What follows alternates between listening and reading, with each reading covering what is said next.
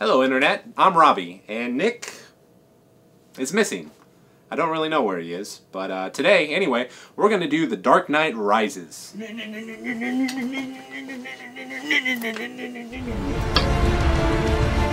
don't owe these people anymore. You've given them everything. Not everything. Not yet. I thought this movie is totally awesome. That sums it up. Thrilling. So let's talk a little more in depth about what this movie is. This is the end of Christopher Nolan's trilogy, starting with Batman Begins, followed by The Dark Knight, and this final entry, The Dark Knight Rises.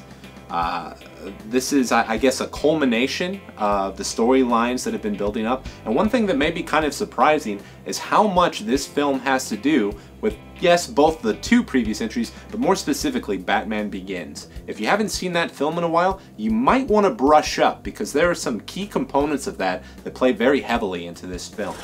The actors in this film, what did you think? I thought they were all really good. Yeah.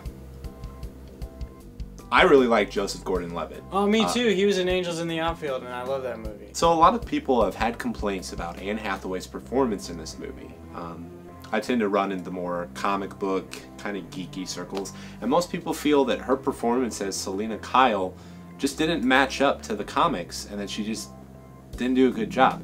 I really disagree with that. I think she did an excellent film as Selina Kyle, Catwoman, in Christopher Nolan's universe. This isn't the comic books. This is a whole totally separate thing. And I think she did a great job. I really liked her a lot.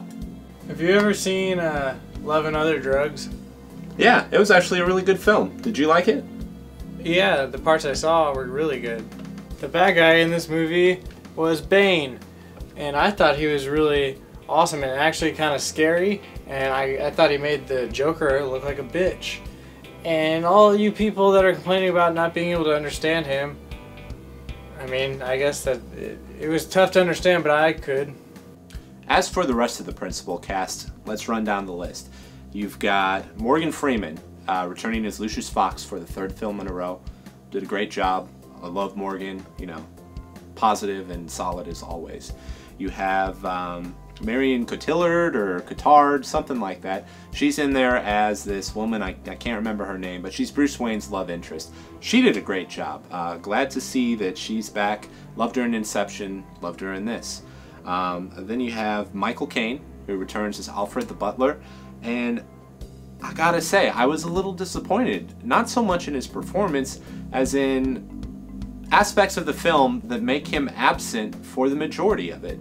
We get to see him in the beginning, then some stuff happens, and he disappears for most of the film, and that kind of bugged me. One, I did have a little bit of trouble with the story issues and the character choices that he made. I guess that's more script writing than Michael, but I just didn't feel that they really fit. And also, I wanted more of them, I guess. I missed them, you know? But oh yeah, and then we've got the most important person, Christian Bale. I thought he was forgettable.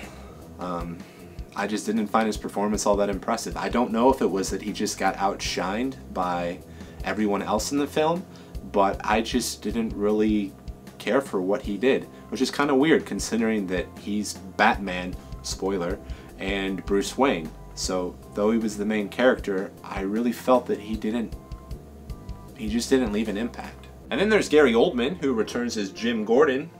Yeah. Man's man. He's good. I liked him. So I saw this film with a couple of other major Batman comic book guys like myself. And I've also talked to a bunch of friends on Facebook and other places. And almost unanimously, everybody who is into Batman comics did not like this film. They felt that, I can't get into the story specifics because I don't want to spoil it, but they felt the conclusion was very unlike Batman. They felt that certain other aspects of it, character relationships, things like that, just didn't fit the Batman mythos. And I have to say, so what? Kind of like I was saying earlier, this isn't Batman the comic, the movie. This is Christopher Nolan's interpretation of Batman: The Dark Knight Rises. This is his own original story, his own original interpretation of characters that already exist. So maybe what made it easier for me was I went in already knowing a whole lot about Batman, but not expecting it to be the Batman that I know. The other thing is, a lot of people said it's not as good as The Dark Knight, and some even say it's not as good as Batman Begins. Well, that's kind of true. It's not a better movie than The Dark Knight. Honestly, I don't think it ever could have been a better movie than The Dark Knight. You can't top the Joker, and you can't top Heath Ledger's performance. Obviously, that's not an option for us anymore, and I think that played a huge impact on why this movie has a different villain in Bane. But overall, it's a good film. It's very enjoyable, and I think people need to be a little more open-minded of just accepting its differences and appreciating them. Does that make sense? Yeah.